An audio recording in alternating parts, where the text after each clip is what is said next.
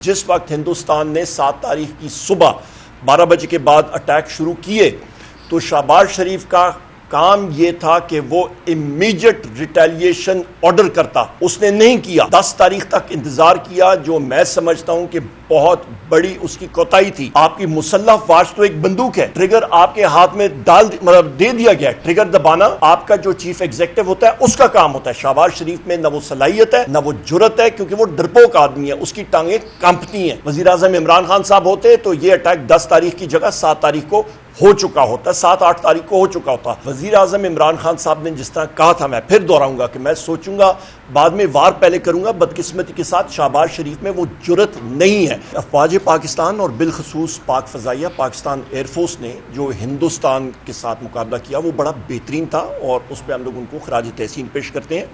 और यही बात मेरे कायद और मेरे वज़ीर आज़म इमरान खान साहब ने जिस वक्त आपका ये इंसिडेंट पहलगाम का हुआ था तो उस वक्त भी उन्होंने कहा था कि कौम को मुत्तहिद होना चाहिए, और कौम मुत्तहिद हुई। उन लोगों को जिनको डिजिटल दहशतगर्द कहा जाता था वही लोग जो हैं वो आपके सबसे सफ़े अव्वल में आपकी डिजिटल मीडिया में पाकिस्तान का दिफा कर रहे थे। और पाकिस्तान तहरीक इंसाफ के जितने सोशल मीडिया एक्टिविस्ट हैं, जितने साथी हैं, वो सफ़े अव्वल में थे। पहली बात। दूसरी अहम बात, वज़ीर आज़म इमरान खान साहब ने आपके पुलवामा के अटैक के बाद आप वो तकारीर उनकी देखें कौमी असम्बली में, उन्होंने कहा था कि ये मोदी एक फॉल्स फ्लैग ऑपरेशन करेगा और उसका सारा मलबा पाकिस्तान पर डालेगा। और मैं आपको याद कराता चलूँ कि जिस वक्त पुलवामा हुआ था तो वज़ीर आज़म इमरान खान साहब ने कहा था कि हम लोग सोचेंगे बाद में, वार हम लोग पहले करेंगे।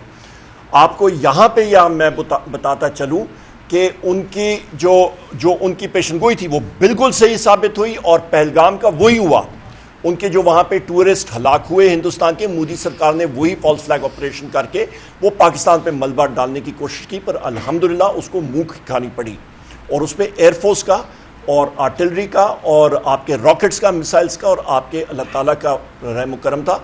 और ये 3 चीज़ें ट्रिपल एज इसको कहते हैं। मैं कौमी असम्बली में 5 मई को जो मेरी तकरीर थी वो स्पीकर ने गैर आइनी गैर कानूनी तौर पे उसको बहुत कटौती उसकी कही, पर वहाँ पे मैंने यही बात कही थी कि पाकिस्तान की जंगों में 3 ट्रिपल एज उसको कहते हैं। अल्लाह, एयरफोर्स, आर्टिलरी इसका बहुत बड़ा एक हिस्सा होता है। और हर एक जंग में 65 की जंग में एयरफोर्स और आर्टिलरी की वजह से 45% हिंदुस्तान की अमवात इनकी वजह से हुई और बाकी जंगों में भी इस बार भी वही प्रूव हुआ।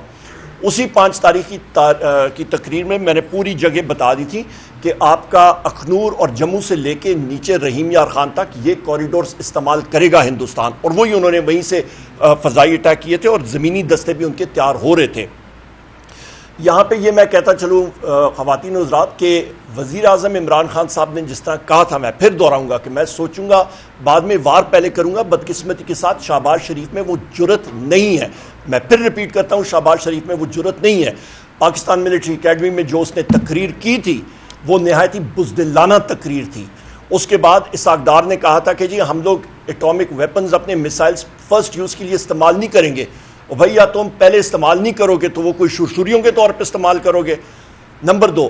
नंबर 3, सबसे अहम बात यह कि जिस वक्त हिंदुस्तान ने 7 तारीख की सुबह 12 बजे के बाद अटैक शुरू किए तो शहबाज शरीफ का काम ये था कि वो इमीडिएट रिटेलिएशन ऑर्डर करता।